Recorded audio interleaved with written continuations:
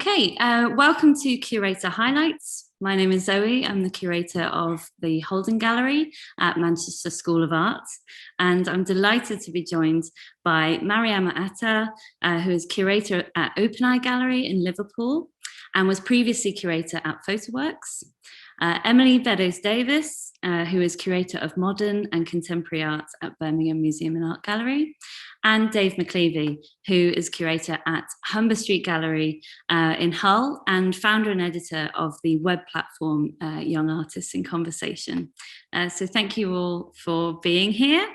We're here to discuss some of the brilliant work that's come out of this year's Manchester School of Art's digital showcase called All Eyes on You, presenting work by final year students from arts, design and media. This is the second year of students who have been impacted by COVID-19 and lockdown measures, and the digital showcase is evidence of the students' achievements.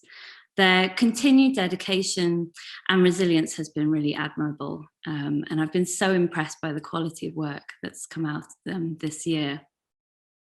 So the virtual show is a precursor to the physical degree shows that we will be hosting at Manchester School of Art in early 2022.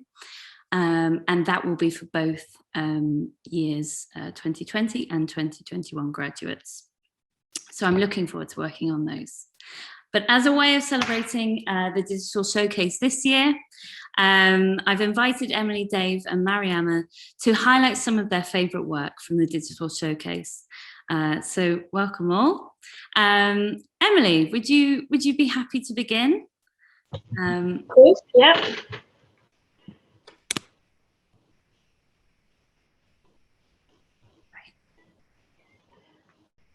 So I found it, I'm sure everyone else had the same thing, but I found it so hard to choose. But Holly's work was one of the first ones I immediately like, yes, this is for me. I've got a real love for what I would call like bad taste portraiture.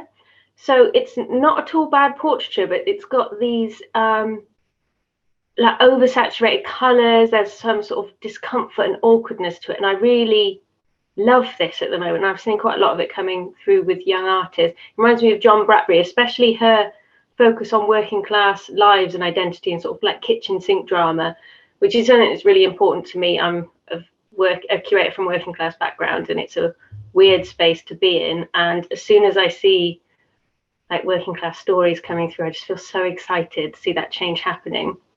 And these are particularly nice because I have friends and family. Obviously, as soon as you see that sort of, you know, she talks about train spotting and things like this. I remember in the glamorization of working class, and as soon as you see those references, you think, I'm not sure if this is for me. And then you understand it is a sort of send up and sort of celebrating these identities as well as acknowledging that that's not real, or it's like being working class. These are real people. But so like on the last work, for example, like his eyes that look, it's such it's a sensitive and kind portrait as well as slightly ripping him for, you know, just his, was it an Umbro t-shirt? I really like that sort of fond like satire of our own people. So I really love these. This is a really cool setup as well. I think it's a small painting photographed in like a little aperture. Works really, really well. And again, it's a tough gig to be exhibiting online, but this also shows some of the like opportunities that can give. It's this Leonie Edmead, I think. So I don't know much about textiles at all, so I have to plead my ignorance here. But it takes a lot to get me interested in textiles because it's not an area of expertise. Obviously, I can look at them and see that they're very beautiful and they're complex to make. But beyond that, I don't know much about social significance. I don't know much about the making processes of them. But she explains so well how her own cultural background, her experiences living in the UK, but with family from St Kitts and other places, if I remember correctly, and how she's layered these references, historical making practices, enough to make someone as ignorant of these things as me see their importance and see the excitement of what she's bringing together. This sort of transcultural moment of owning her complex dual identity as I think second generation. And they're obviously just really, really beautiful. Like the colours, they're almost the opposite of the colours used in hollies, which is like brilliantly awkward clashing up against one another. These are they're bright and beautiful. They're so tonal and like harmonious and just incredibly satisfying to look at. Very sort of desirable objects, but made in a way that obviously working in a museum, a lot of the historic textiles we would have encountered using West Indian practices would have been acquired in largely dubious ways of people who have this like desire to own the objects, whereas works like these mean that the makers can produce these beautiful objects that people desire to own, but it can be done in a reciprocal sort of celebratory way to support their creativity. So I really hope that she's able to keep producing them, hopefully make lots of money from them, to reassert, replace these sort of previous uncomfortable exchanges and continue to her own creativity in that way. Who was next? Oh, so Hafsa was an interesting one for me. At first I looked and the squiggles look so much like what I did on like note papers when I was a teenager, which looking at it makes me, oh, that's an aesthetic that sort of I felt weird about, because like I would have never have looked upon my own doodlings as something of any aesthetic value. But that's what's interesting here, is because they're taking, and I think they express it really interestingly, they're taking these very generic, very day-to-day like graphic statements that a lot of us make, and is turning them into this new language, and then within a like high art form of sort of ceramic installation. And they talk about how it can reference science and philosophy and various different like geometry practices, but that everyone can receive it and take their own response from it, because it isn't a formal language. It's not actually embedded any specific histories, which is exactly what I did by looking at it and be like, oh, that looks like what I used to make when I was a teenager. It's very much not. It's quite a sophisticated language they're creating through fairly complex processes, but that did have that immediate response from me, which is what they wanted to create. And it makes me think a lot about Ali Hussein, who is using, again, ceramic sort of gestures to produce a new graphic language that is not encumbered by the sort of unpleasant binaries and associations that come from like most global languages now. So I think this is a really interesting direction that their work is going in. Also really satisfying and fun and quite unpretentious, which is something I'm very fond of. Thanks, Emalee. I just wondered if I could ask you about your experience of viewing work online, and particularly the degree shows. And, there are many kind of positives to that. You've obviously got a much wider audience. But yeah, what was your experience of seeing a variety of work online? So I've always been really comfortable with viewing work online. And quite often I can't get to all the shows I want to and the degree shows I want to. So I obviously love going to see work in person, and not much replaces that. But I'm still going, and like last year, I was still going to the online shows to try and find artists that we would want to work with. It's definitely still part of my curatorial activity. Also easier, because before my remit would just be the Midlands, whereas now I'm traveling further afield and seeing loads of different shows. So I do think it has a wider accessibility. I do think painting might suffer the most though, because even though I've seen paintings I've loved in your online exhibition, there's something quite often from painting and other very textural art forms that you just can't sometimes miss. Scale's really interesting as well. So some subtle pieces, like the piece I just talked about, you might not spot as easily amongst very bright, loud things. Mm-hmm. So I think it can have real benefits and setbacks. It's complicated. A combination like you're doing of having an online show and degree show seems like a really nice way of working. That's great. Thank you, Emalee. Hello, Dave. Thanks for being with us today. Are you happy to share your work? Yeah. Of course, go for it. Wonderful. I'll start here. Thanks so much for inviting me to contribute to this. And it was similar to how Emalee was mentioning, I'm sure it's the same for Mariama, that it was a real pleasure to be able to look through all of these things and to spend so much time looking through the variety of different courses as well. But I'll start here with Tia Maria's work.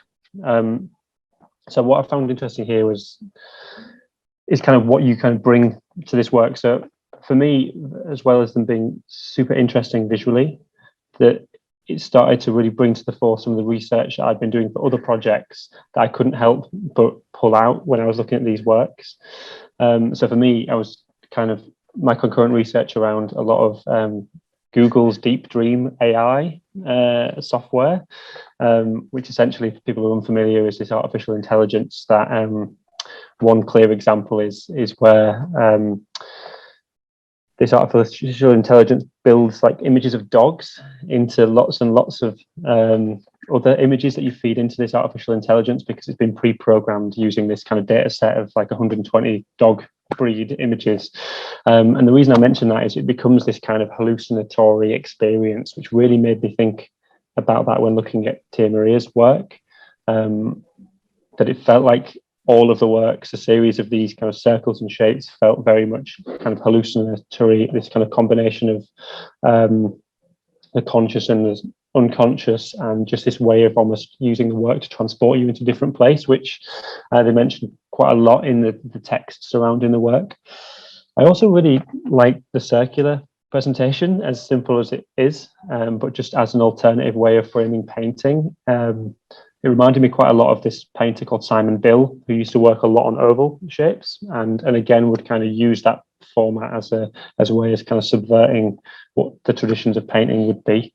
And similarly, these textile works are kind of doing that in the same way. And it also makes me think a little bit about like Frank Steller's painting assemblages, but less angular and much more about this kind of I don't know, this hallucinatory, this kind of psychedelic sort of experience. And also, I think it also made me think a little bit of Jelena Popova's work. I know that Jelena fairly recently, I think, showed work at the Holden, so it might be quite in the consciousness of Tia Maria and other artists on the course. But there was something about that and the way that the simplicity in that presentation, which really struck me, almost like a really professional, clean presentation, especially some of the circular paintings that had a really nice, neat kind of band on the outside. There's something quite nicely professional about that. So that really stuck out as one of the first things that jumped out at me. So we can move on to the next artist, please, Zoe. So Beth, Brookfield-Winward. So this was almost impossible for me to kind of not to just scroll past and not investigate more. And firstly, there was this really interesting like documentary element or documentary style to the work, and kind of a real honesty, like almost in some ways like a brutal honesty that comes in there. And it made me think a little bit about this kind of really fine line between the public and private sphere.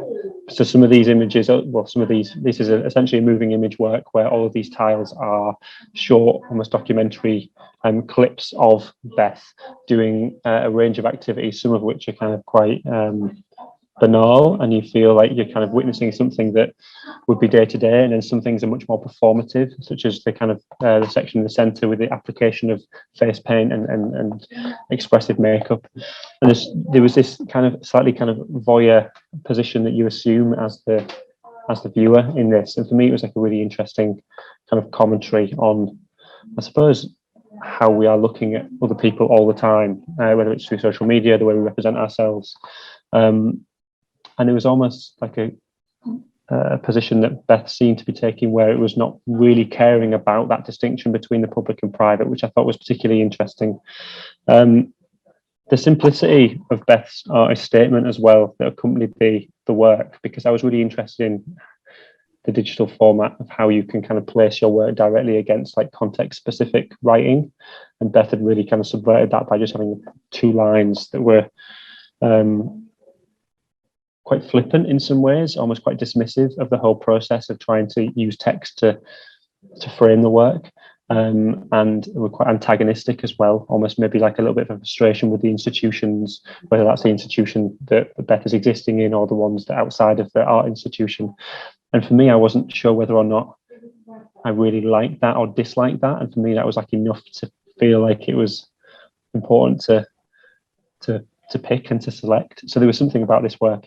And finally, with this work specifically, I was kind of thinking about how the digital platform was almost like the best way of viewing this work. Like I was trying to figure out how this work would be viewed in a gallery or how set up in a gallery space, and actually having this level of intimacy that you'd see these things through a laptop really just folds back into the context of the work itself. So there was something about that I thought really using the platform of digital showcase as part of the work was a really kind of clever move with that. So yeah, next artist.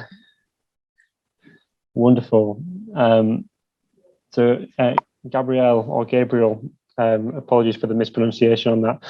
There was something instantly quite striking about the professionalism in the way that these works were presented and documented. And although that seems like a real kind of afterthought in many ways, I think it's really important when thinking about how sculpture or installation works get presented and translate online. I think this has been a real learning curve for a lot of artists, whether students or professional artists, is how do we present sculptural installations in a relatively clear, concise way that normally would be experienced in person. So there's this kind of assemblage that kind of happens here, which is really exciting. There was also like a really nice poetic description of the works that again accompanied the images, which was almost like an exploration of material and building in a narrative that meant that the specific objects that appeared within this installation just had a more embedded meaning, almost like they were props within a story or protagonists in a story, which again made it feel much less about their objectness and more about their some sort of magic in their meaning, or how we ascribe meaning to somewhat kind of banal materials or banal objects. Then instantly, like, this is my mind kind of working, I guess, in this process, is maybe start thinking about a lot of the artists in the 80s working in Italy as part of the kind of Art Povera kind of group. So artists like Giovanni Anselmo or Giuseppe Bonone or Marissa Mertz, and this kind of assemblage of this poor art materials to make something that was expressive and beyond its kind of material parts in some ways. And there seemed to be a really, like, I don't know, sophisticated tendency to how to treat material and objects, and almost knowing when to step back and think these things are kind of ready and finished works. And I think it's very difficult to teach that. So it's really interesting to see their just natural instinct when it comes to assembling work. So that was a real kind of, standout as well. So final one. Wonderful. So this is Andrea's work. So this was a bit of a curveball. So I guess I was asked to pick 3, and knowing me, I always try and push it a little bit. So I thought 4 was probably kind of one way of subtly doing that. So Andrea was kind of selected from the interior design course, and a little bit to how Emalee mentioned about kind of textiles and things. I'm not from an interior design background, so this was really me just kind of picking something off feeling. So it's a bit of a wild card, I guess, but the way I was thinking about this was how Andrea approached like creating space, and then thinking about it from my perspective of like exhibition design. This is very much like a different discipline, but it's all about trying to create experiences of how people move through space. And Andrea using the design, especially this kind of hybrid of natural and artificial with the inclusion of this kind of tree in the center. There's something feels quite spiritual about that. And the emanating light from the ceiling skylight as this kind of center point, this focus point, again folds back into some of the things that, some of the basic principles, at least, that I've kind of come across in terms of exhibition design, and how you kind of direct people through these kind of atrium spaces, these like wonder spaces, but also create some intimate areas around where people can have conversations and things. So it automatically made me think a little bit of like artists like Olafur Eliasson and James Turrell in terms of these big installations and takeovers of spaces. And again, it fundamentally kind of underpinning this idea of entering into a different space to have a different sort of experience, which kind of the ingredients that I always try and think about when building exhibitions, and seemingly similar to how a lot of artists approach things. So it's really interesting to see the parallels between the interior design approach and the artistic approach when thinking about installing. So this was quite a nice wild card, but it kind of feels like it was, although the course is quite distinctively different to what I would normally pick from, the principles are quite similar. So it was wild card, but not that wild, I guess. Thank you so much, Dave. You founded Young Artists in Conversation, and so you support a lot of early career artists. And I just wondered how you go about researching artists for your own programme. I know a lot of our students reference their Instagram links, for example, on their profiles, and I assume you do visit lots of degree shows. But yeah, generally, how do you learn about artistic practice across the UK? Yeah, it feels like that's a question that I get asked a lot. I'm sure it's the same for Emalee and Mariama.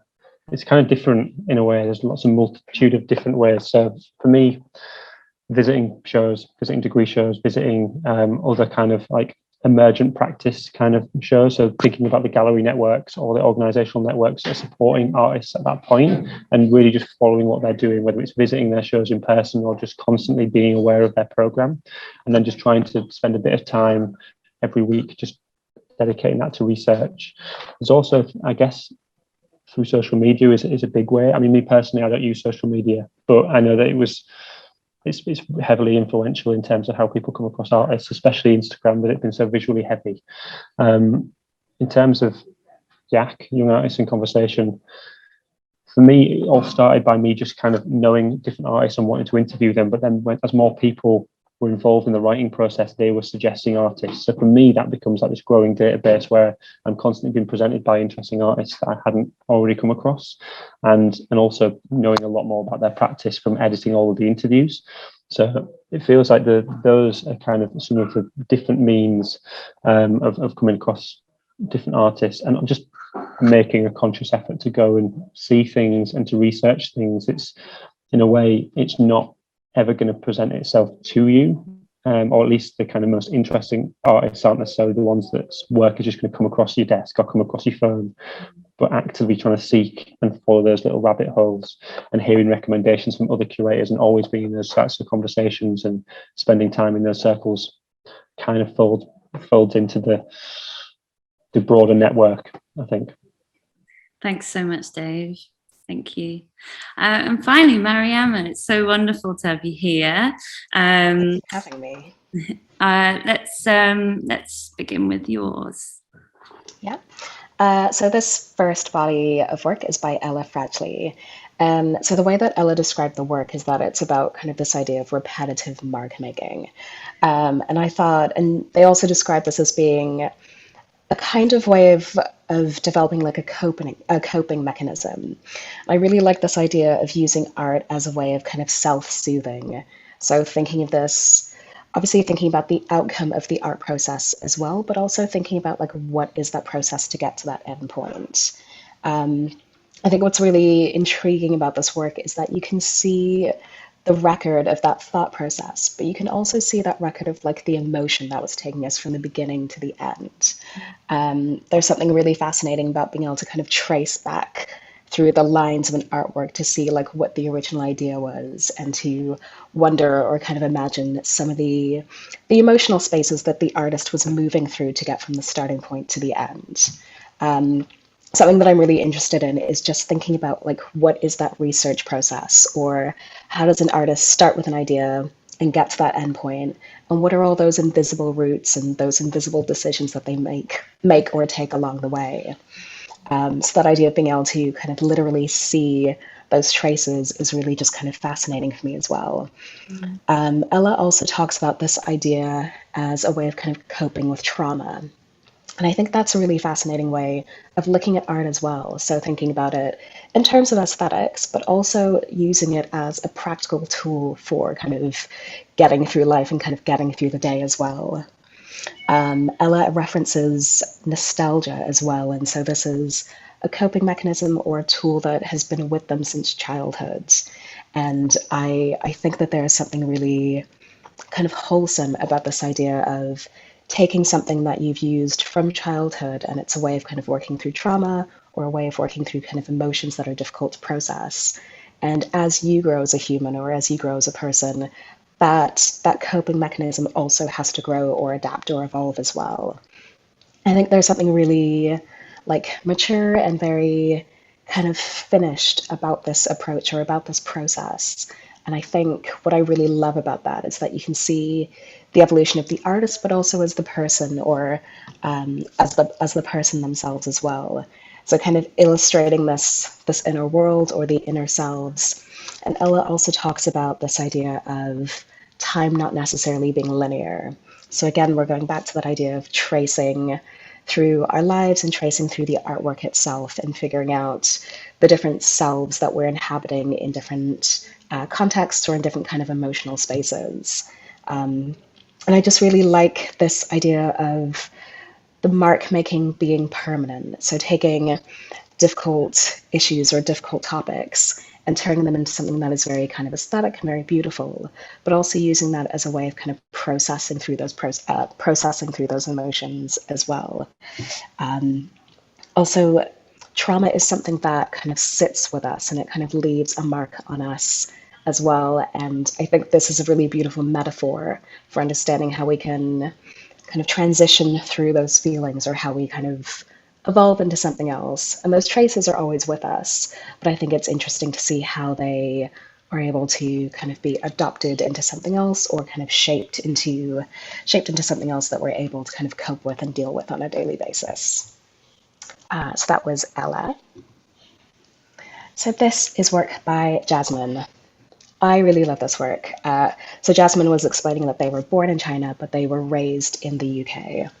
And Jasmine is talking about themes around like alienation and being othered, or also kind of being fetishized in a sense. So the body is being used against people, or I think this is something that is familiar to lots of people and maybe less familiar to some other people.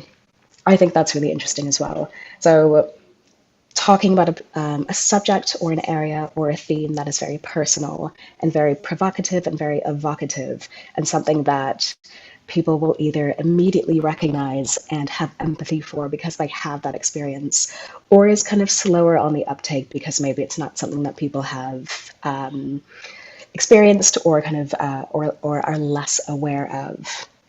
So what Jasmine has done is to take these moon flasks, which are these traditional shapes from the Chinese culture, and to kind of draw on them herself or themselves. And I think what I really love about this project is that it's obviously looking at traditions, but it's also looking at contemporary life and how those two timelines are often brought together. So when I'm looking at this project, I'm thinking about like third culture kids. So either being born in a country that was different to your parents or growing up in a very different culture compared to the rest of your family or kind of previous generations. And really trying to figure out like what that position is or how to even form or make that position for yourself. So these moon flasks are acting as like a literal vessel for that understanding or for that meaning.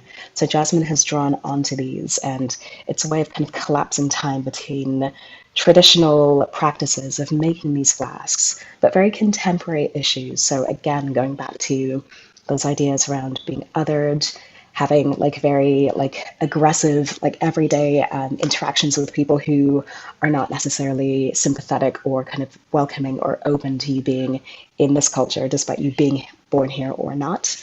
And really thinking about like, what is it that happens when very different timelines or very different cultures are brought together? I think there it reminds me of this idea of belonging, and whether that is kind of forced upon people or whether that is something that is more naturally occurring. And thinking about like, what is it that happens to a culture or cultures when lots of people are coming together? And what is the, what is that third culture that kind of arises out of that as well? I also just think it's really beautiful work. And going back to what Dave and Emalee have been saying before as well, is that it's amazing to be able to see so much work in like one space as well. And I obviously love photography, but I love looking outside of and beyond photography as well.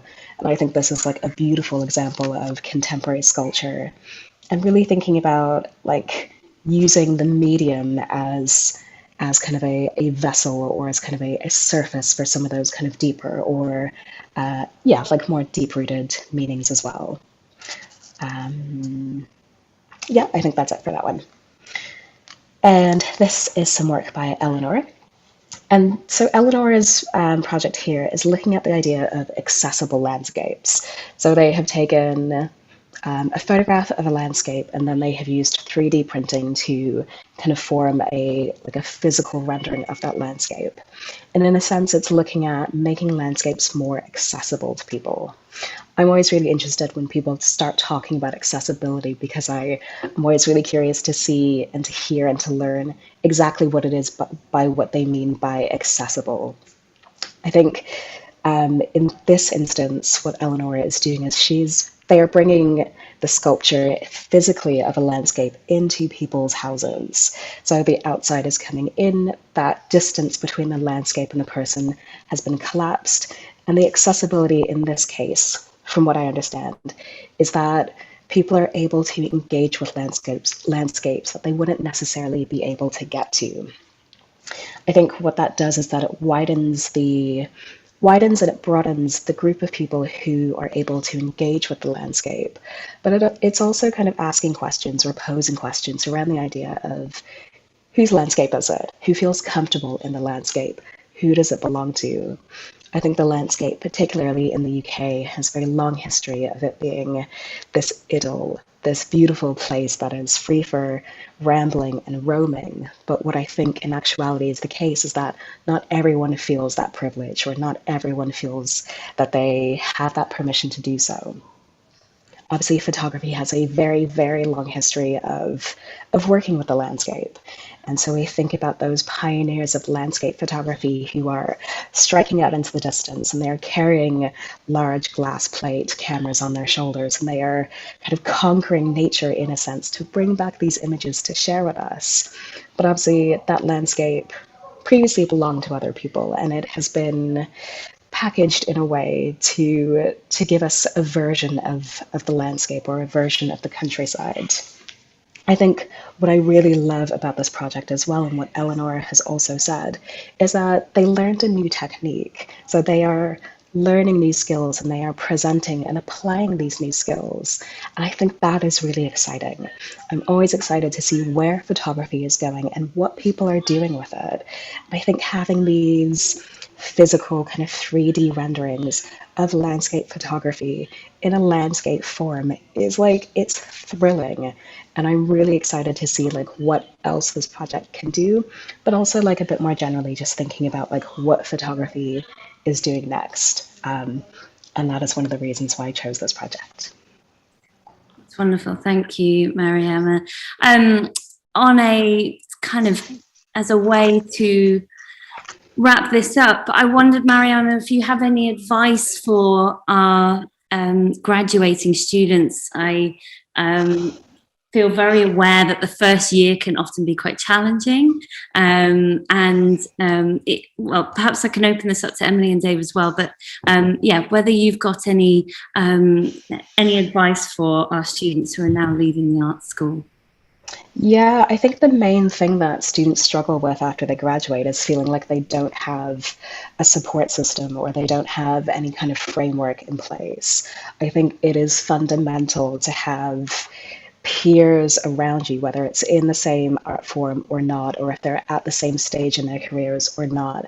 I think it's absolutely crucial to be able to bounce ideas off of someone, or to run ideas past someone, or to think out loud with other people, and to really have that kind of critical and crucial feedback. And also just to, as a reminder that you're not alone in this. There are other people who have questions that you might feel like you should already know the answer to, and you feel worried or embarrassed about asking, but absolutely do ask your peers, do ask people that you kind of trust and respect and want to hear their opinions of. And I think I know it sounds really simple to say it, but you just kind of have to keep going. Success isn't immediate in that sense. It certainly isn't anymore if it ever was. So it's like a very long road as well. And try not to compare yourself to other people, because you will only see other people's successes. You'll never see all their failures. And I think it's really important to also to learn to fail as well, and to understand what happens when a failure does occur, and then to learn from that, or to kind of build that into your practice, or to really use that as some kind of practical experience as well. Thank you. Emalee, Dave, I don't know whether you've got anything else to add to that. I pretty much, speaking to new graduates, I always give them the advice I really wish someone gave me, which is just to relax a lot. So I don't mean don't do anything. I mean, just like take it easy as it comes. I was, for the maybe first 3 years after graduating my undergraduate, I was so stressed and disappointed in myself that I wasn't a curator already. And of course I wasn't.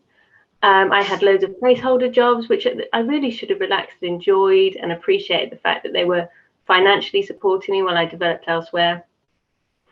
And enjoy the fact that you're young, or you're at a point of change in your life, and enjoy the process. There's so much focus on like becoming something, and as if you stick to it, you will. But getting there faster won't make it better. It will just make you more tired, more stressed, and more likely to give up. Honestly, I think take your time, enjoy the ride.